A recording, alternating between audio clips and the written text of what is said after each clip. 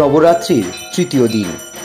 এই দিনে মা দুর্গার তৃতীয় শক্তিকে বলা হয় মা চন্দ্রঘণ্টা। নবরাত্রির তৃতীয় দিনে মা চন্দ্রঘণ্টা এই রূপটি পরম শান্তিময় ও শুভ বলে মানা হয়। তার মাথায় ঘণ্টা আকৃতির অর্ধচন্দ্র, তাই তাকে চন্দ্রঘণ্টা দেবী বলা হয়। মা চন্দ্রঘণ্টার গায়ের রং সোনার মতো উজ্জ্বল। মা চন্দ্রঘণ্টা দশভুজা। এই 10টি হাত, শিং এবং তীর প্রভৃতি অস্ত্র দ্বারা শোভিত থাকেন তিনি সর্বদা যুদ্ধের জন্য প্রস্তুত। ঘণ্টার মতো তার উচ্চ শব্দ সর্বদা অত্যাচারী রাক্ষস ও দৈত্যদের কাঁপিয়ে তোলে। দুর্গার আরাধনায় নবরাত্রির তৃতীয় দিনটির গুরুত্ব অপরিসীম।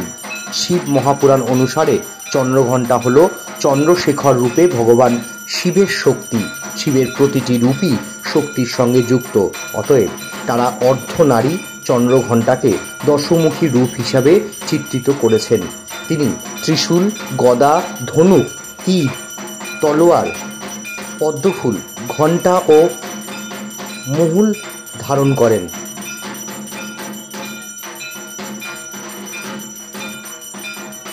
তার একটি হাত বরদা মুদ্রায় আশীর্বাদ বা নির্ভীকতার ইঙ্গিত। সে বাঘ বা সিংহের উপর চড়েন। মা চন্দ্রঘণ্টার বাহন সিংহ। তার বাহন সাহসের প্রতিনিধিত্ব করে। তিনি তার কপালে ঘণ্টার আকারে একটি অর্ধচন্দ্র পরিধান করেন এবং তার 3টি চক্ষু রয়েছে। মা দুর্গার এই রূপ আগের রূপ থেকে সম্পূর্ণ আলাদা।